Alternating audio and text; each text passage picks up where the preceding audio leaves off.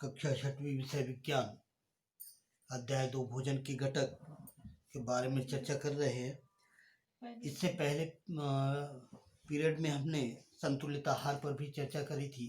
अब इसके बाद हम आज देखते हैं कि संतुलित आहार में भोजन में जैसे पोषक तत्व, सभी पोषक तत्वों की आवश्यकता होती है, साथ में वृक्षांश और जल की भी आवश्यकता होती है। ये हमारे भोजन के संतुलित आहार में होना होता है। यदि हम भोजन को लगातार पचाते हैं, पकाते रहते हैं, तो हमारे भोजन को जब हम अधिक समय तक पकाते हैं तो उसमें पोषक तत्व नष्ट हो जाते हैं।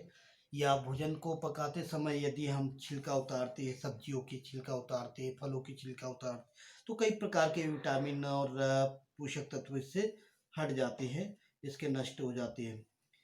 क्योंकि फलों की और सब्जियों की जो त्वचा होती है उसमें कई प्रकार के विटामिन और खनिज लवण भी पाए जाते हैं। दाल और चावल को यदि हम बार बार धोए तो उसमें विटामिन की और खनिज लवण की कमी हो जाती है या उससे हट जाती है।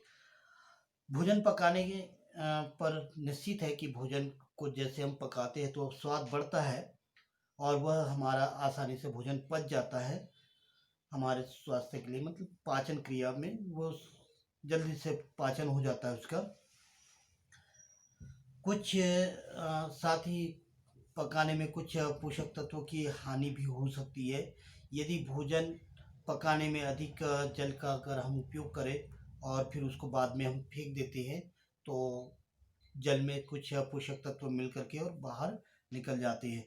ऐसी स्थिति में अधिकांशतः खनिज लवण और विटामिन सी की कमी होती है जो गर्मी से बाहर निकल जाती है। भोजन को जैसे ही पकाते हैं तो विटामिन सी भी बाहर निकल जाता है या बह जाता है, नष्ट हो जाता है। हम जब अपना भोजन ग्रहण करते हैं तो भोजन ग्रहण करने के लिए हमें अधिक वसायुक्त भोजन नहीं करना चाहिए, क्योंकि अधिक वसायुक्त भोजन अगर हम ग्रहण करेंगे तो हमारा शरीर या कार्बोहाइड्रेट युक्त भोजन यदि हम लगातार ग्रहण करते हैं तो हमारा शरीर मोटा हो जाएगा, मोटापा बढ़ जाएगा, यानी इससे बीमारी हो जाएगी मोटापे की, जो कि हमें कभी कभी चलने में भी परेशानी करती है या थोड़े से चलने पर हमारी सांस फूलने लगेगी। तो ऐसी स्थिति में हमें मतलब अधिक वसायुक्त तो भोजन का उपयोग नहीं करना चाहिए।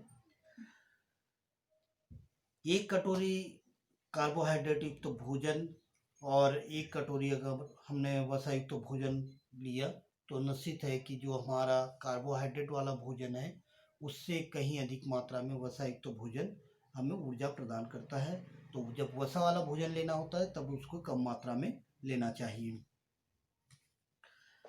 तली हुई सब्जियां, तली हुई चीज़ें जैसे समोसा है, पूरी है, मलाई है, रबड़ी, पेड़ा, ये प्रचुर मात्रा में नहीं खाना चाहिए। ये हमारे स्वास्थ्य के लिए नुकसानदायक होते हैं। थोड़ा जैसा शरीर को आवश्यक हो वैसे ही लेना चाहिए। इसके बाद हम बात करेंगे अभावजन्य रोग पर। एक व्यक्ति खाने के लिए पर्याप्त भोजन पा रहा है, लेकिन कभी कभी क्या होता है कि उसके भोजन में किसी विशेष प्रकार के पोषक तत्व की कमी हो जाती है और ये कमी लंबी अवधि तक बनी रहती है, जिसके कारण उस व्यक्ति के शरीर में उस पोषक तत्व का अभाव हो जाता है और वो उसके अभाव से ग्रसित होने लगता है, जिससे उसके शरीर में रोग उत्पन्न हो जाता है या शरीर में विकृति उत्पन्न हो जाती है। ऐसी स्थिति में जब उसकी लंबे समय तक किसी पोषक तत्व की कमी के कारण या उसके पोषक तत्व का अभाव होने के कारण उसका शरीर में जो विकृति या रोग उत्पन्न होता है उसे हम अभावजन्य रोग कहते हैं। यदि कोई व्यक्ति अपने भोजन में पर्याप्त प्रोटीन नहीं ले रहा हो तो उसे कुछ रोग हो सकती है, जैसे वृद्धि का अवरुद्ध होना, यानी शरीर की वृद्धि नहीं होना, चेहरे पर सूजन आना, बालों का रंग उड़ जाना, त्वचा की बीमारियां भी हो सकती है, पेचिस जैसी बीमारी भी उत्पन्न होती है। यदि प्रोटीन तथा कार्बोहाइड्रेट दोनों ही किसी व्यक्ति के आहार में लंबे समय तक अगर अनुपस्थित रहे तो उसके शरीर की जो वृद्धि है वह वृद्धि रुक जाती है और ऐसा व्यक्ति दुबला पतला सा नजर आने लगता है और वह दुर्लभ भी हो जाता है। ऐसा व्यक्ति चलने में असमर्थ भी हो जाता है। विभिन्न विटामिन और खनिज लवणों के अभाव से भी विभिन्न प्रकार के रोग और शरीर में विकृति उत्पन्न होती है। इसको हम सारणी 2.3 में देखेंगे। अभी सभी अभावजन्य रोगों को रोकथाम करना है यदि हमें, तो हमारे भोजन में संतुलित आहार की आवश्यकता होती है। इस अध्याय में हमने संतुलित आहार के बारे में पढ़ा और ये भी जाना कि भारत के किस क्षेत्र में किस प्रकार का भोजन ग्रहण किया जाता है और भोजन में किस प्रकार के पोषक तत्वों की आवश्यकता होती है।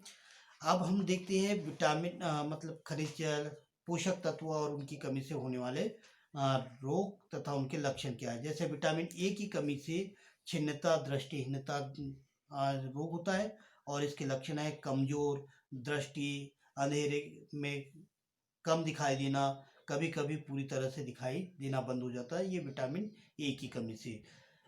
विटामिन B1 की कमी से बेरी-बेरी नामक रोग होता है, जो इसका लक्षण है दुर्बल पेशियां और कम काम करने की ऊर्जा में कमी रहती है, कमजोर हो जाता है व्यक्ति। विटामिन सी की कमी से स्कर्वी नामक रोग होता है। इसका लक्षण है मसूड़ों से खून निकलना, घाव भरने में अधिक समय लगना। ये आपने देखा होगा, किसी किसी को घाव लग जाता है या चोट लग जाती है तो उसका घाव जल्दी भरता नहीं है या वह जगह जल्दी सुधरती नहीं है।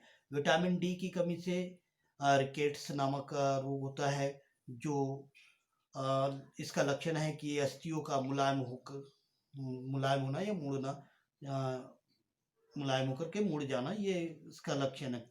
कैल्शियम की कमी से अस्थियां और दंत क्षय हो जाते हैं, यानी अस्थियां कमजोर हो जाती है और दांत जल्दी गिरने लगते हैं।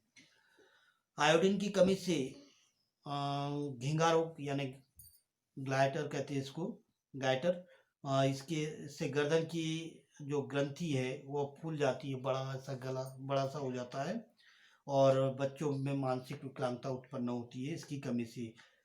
लोहा की कमी से अरक्तता का रोग उत्पन्न होता है, जो हमारे शरीर को कमजोर बना देता है। ये हमारे अध्याय 2 का था।